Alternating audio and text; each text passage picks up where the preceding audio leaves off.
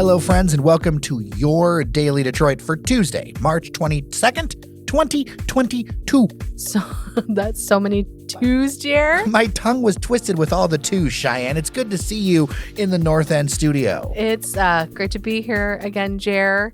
We have a big show. Shall we get started? Yes, let's get started. We've got some stories to talk about and a new game that we're going to be playing called Half Full, Half Empty.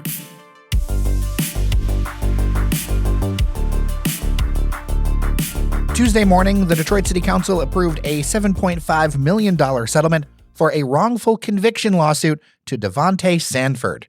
In 2007, Sanford was 15 years old when he pleaded guilty to second-degree murder for a quadruple fatal shooting on the city's east side.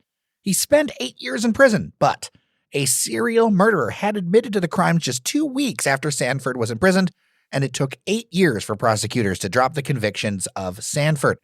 Sanford says he only took a plea deal because he felt poorly represented and helpless at the age of 14 when the murders happened. Michigan State Police later said that 2 other men were responsible for the murders. It turns out a sketch of the house where the victims were killed was drawn by Deputy Detroit Police Chief James Tolbert, not the accused. Controversially, Tolbert was not even charged for perjury by the Wayne County Prosecutor's Office. This is quite the story, Cheyenne. Yeah, and it's just a reminder that there is still a ton of work to do around the legal system around here. When mistakes are made, they are costly, not just for the pocketbook, but also for the lives involved. Of course, most importantly is the life involved.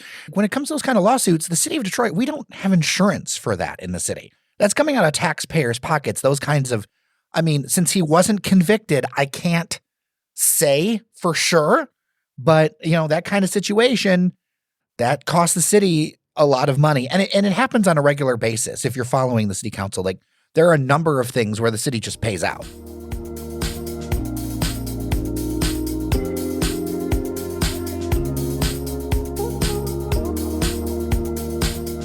Three new retailers have come to Elton Park. That's the new development over on Trumbull near Michigan in Corktown.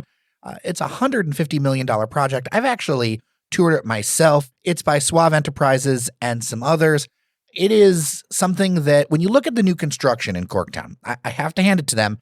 It is something that looks more in place with the area, less modern, and they kind of rehab that old Checker Cab building. Yes, Jer, I also was on that tour. Oh, that's right. With you when we checked out the Checker Jeez, tour. How many years ago was that? Oh, goodness. It was a long time ago.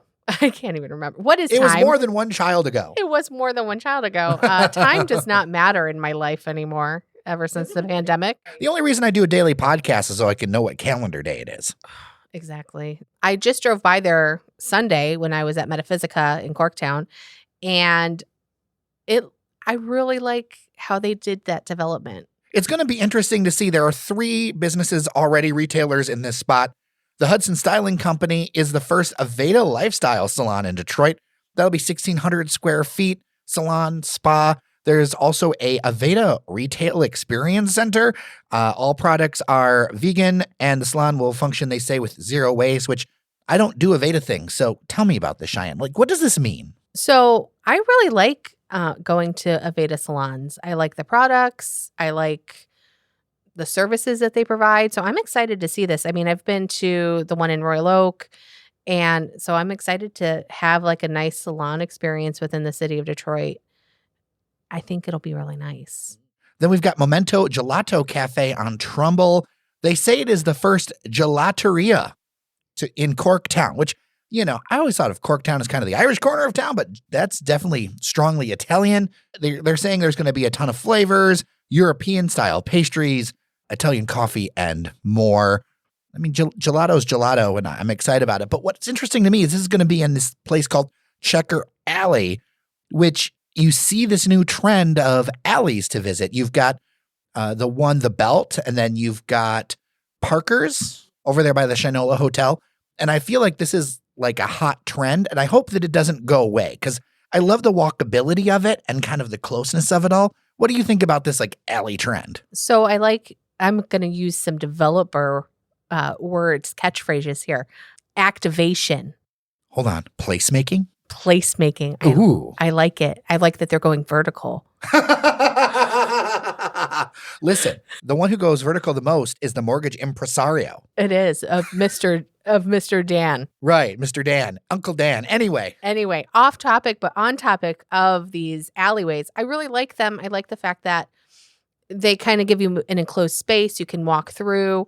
There's things that you can walk into. You don't have the stress of vehicles whizzing past you while you're trying to shop or push your stroller around. Exactly. And, back before, everything was like by car and stuff, there were active alleyways throughout the city of Detroit. And so it's just nice that they're kind of being brought back. So isn't there supposed to be one in like Illichville over there? Illich Village? I mean, District Detroit? Yes, exactly. So there is one kind of, it was formerly a street right over by a Union Assembly, the restaurant over there. Me and engineer Randy had a few drinks the other couple, now I was going to say the other night, but it's now been a couple of weeks ago. But it is a closed down street. You can see the potential. There are a few retail spaces that aren't open yet in there, and I can't wait for those things to open because I think that will help. The key to this and the key to that one, which is going to be different than this, is I hope that one is open more than just on game day, right? Like if you got one, there's a few criticisms I have of that corner of town. And one of them is outside of game day, so much stuff is closed. And so I want to see things. I don't think that'll be the problem with Checker Alley, to be real honest with you. No, I mean, because with Checker Alley, there's actually people who live in that neighborhood. And so people are going to be there. Yeah, you got more than 100 units upstairs just there. And then you've got North Corktown. You got all those other places. And then you have everybody across the street, So I think it'll be really nice to be able to go through. There is a third business that I almost forgot to mention. It's called Rhythm and Blue Juice Company. They do cold pressed juices and then plant-based vegan grab and go meals. So like going out and healthy-ish kind of thing. Yeah, I think that there's going to be a pretty good market on that as well.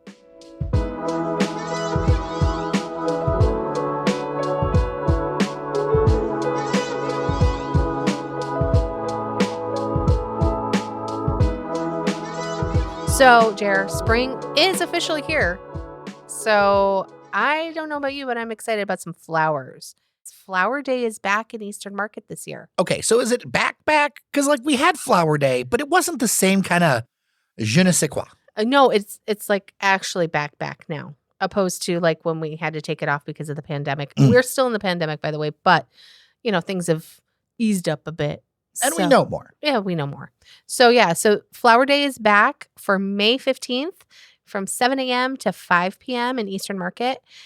But the other cool thing is because remember last year they did Flower Day, but they kind of extended it into multiple weekends. So they've done the official Flower Day of May 15th, and then they've kept those additional flower days for the following weeks. So Tuesday market, so May 3rd, 10th, 17th, 24th, and 31st. Oh, so all May. All of May. Okay. They will have Flower Day markets on Tuesdays from 9 a.m. until 3 p.m. So like a lunchtime grab if you're working downtown or something before work, or if you've got a more flexible schedule. Like if you've got a flexible schedule, I love going to a Tuesday market because you can just zoom in and zoom out and do all the things. Tuesday market is the best. It is my favorite. I used to take my oldest down all the time every Tuesday market because I do not like crowds, and Saturday markets give me anxiety. Oh, see, I do enjoy a good Saturday market, but you got to be ready for it. Yeah. Like, it is an experience. Now, are they still going to be doing the online thing? No, they will not be doing online sales. I have no idea how that worked out. I don't either. But it says no online sales. So get there either on the 15th or go on a Tuesdays. All right.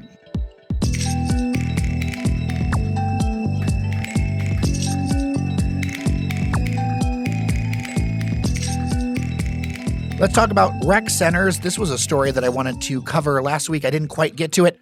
$45 million in investments to recreation centers in the city of Detroit are coming. It will be mostly paid for by those federal ARPA funds. We've talked about those in a number of stories. $10 million is also going to come from city bonds, and $5 million from none other than Roger Penske. A dozen centers will be improved or reopened over the next few years. Here are a few highlights I wanted to bring up. Dexter Elmhurst will be demolished and rebuilt. Chandler Park will get a dome-covered football field and an indoor sports center, which is awesome for the east side. And, good family memories over in Chandler Park. Yeah, and I'm so excited about that. I mean, a couple years ago, we had somebody on from Chandler Park talking about the improvements over there. They're making moves. So it's great to see, I always remember going to Chandler Park as a kid. So excited to see these improvements. Then you've got Lennox Community Center getting solar power, which, I'm all about your energy diversification at this point in the world order. Exactly. I know, right? I also learned that the State Fair bandshell move is going to be a thing. That's the $10 million from city bonds. That's the move that's going to happen. That's going to go into Palmer Park, which I'm going to be. I said this on another show. I got some tweets about it. Yes, I am that nerdy that I am most excited about this bandshell. I think that's going to be so cool. When they made the announcement for the State Fairground Amazon deal, everybody was very upset about that bandshell because there were so many memories and so many important musicians who played there. And the fact that we were able to dismantle it and find a new place for it, and it's just down the road in Palmer Park, I think that's really important piece of history. I will link to an article in Urbanize by a friend of the show, Robin Runyon, for a complete list. She's got more than we're going to run down here in audio, but it's good to see these improvements.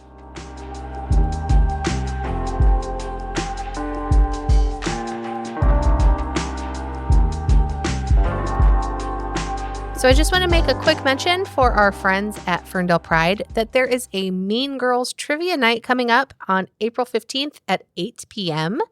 And tickets can be purchased individually or in groups. And groups are a max of 6 people. But you could do multiple groups, right? Like if you've got lots of friends. Oh, yeah. You could do multiple groups and break it up into groups of 6. Okay. There are prizes for first and second place and last place. And it will be at B Nectar in Ferndale. And there will be a food truck of Saber Latino. Link in the show notes? Link is in the show notes. B Nectar. It's really near Engineer Randy's house. It is really near Engineer Randy's house. And I mean, I've been to a couple trivia nights over at B Nectar, and it is always a good time.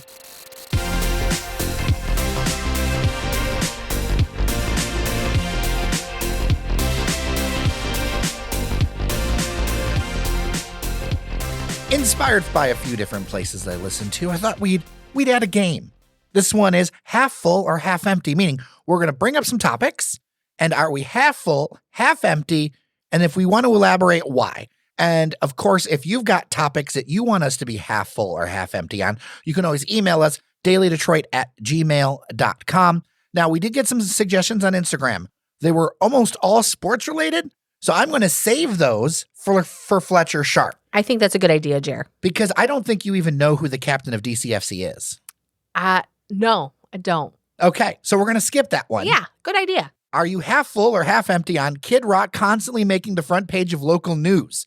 Whether it's for what he said on Tucker Carlson or his new anti-Joe Biden Rolls Royce. How do you feel about all the local coverage of Kid Rock? I am half empty on that, Jer. Why are we spending so much ink on that guy? And let's set aside the politics.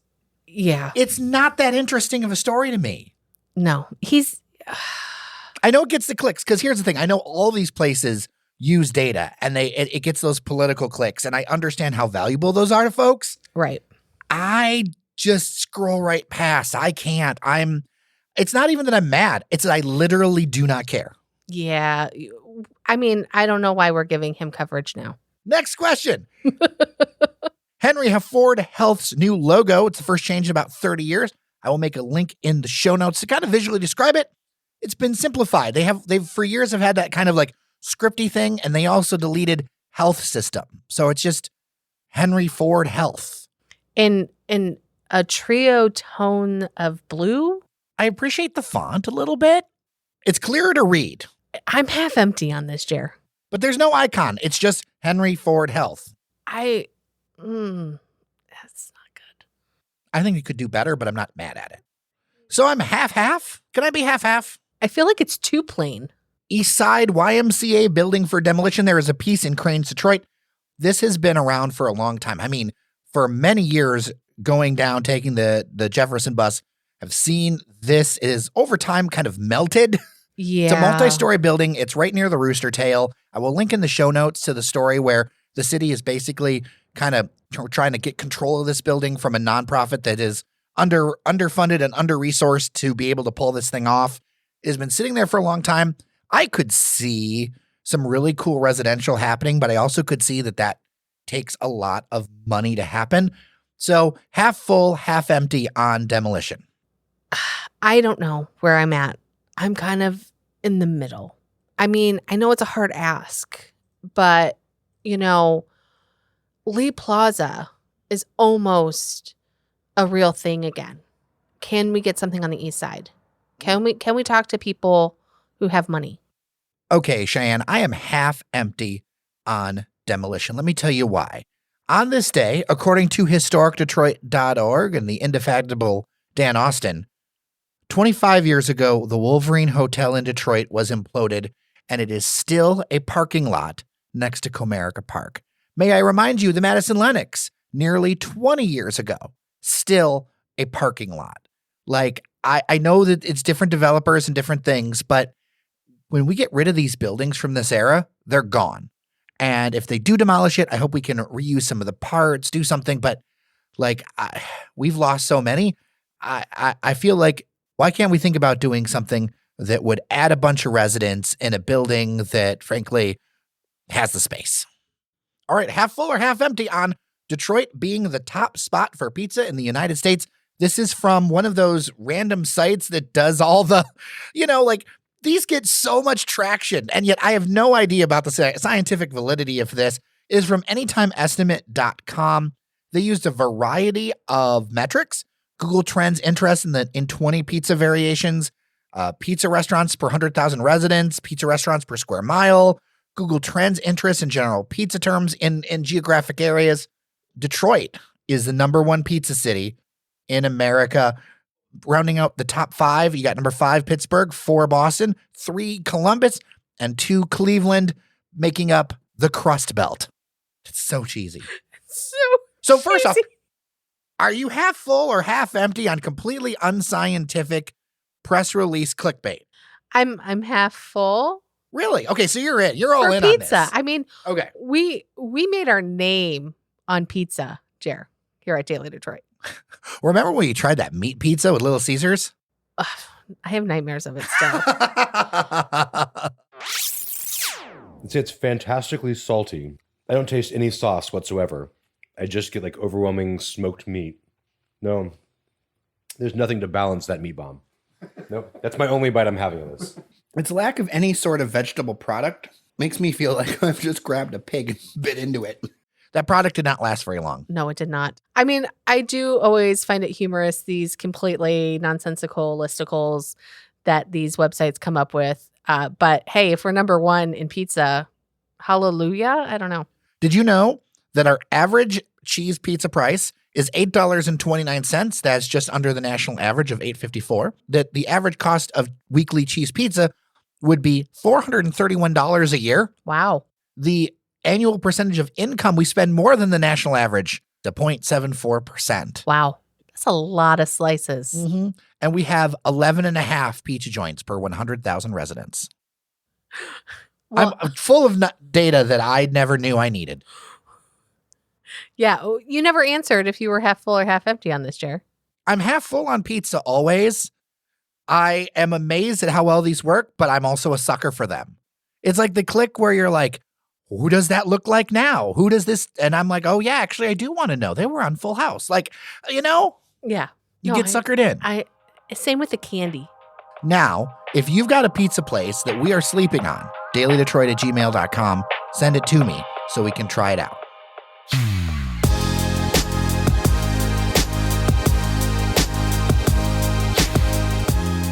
And we are done for today, Jer. Unbelievable. We had a lot in this episode. Listeners, if you could do us a favor and just go to our Apple podcast and give us 5 stars if you like the show. You can do it on Spotify too now. Oh, awesome. And leave us a review. It really helps out. Well, with that, I'm Jer Stays. And I'm Cheyenne Nocerini. Remember that you are somebody, and we'll see you around Detroit.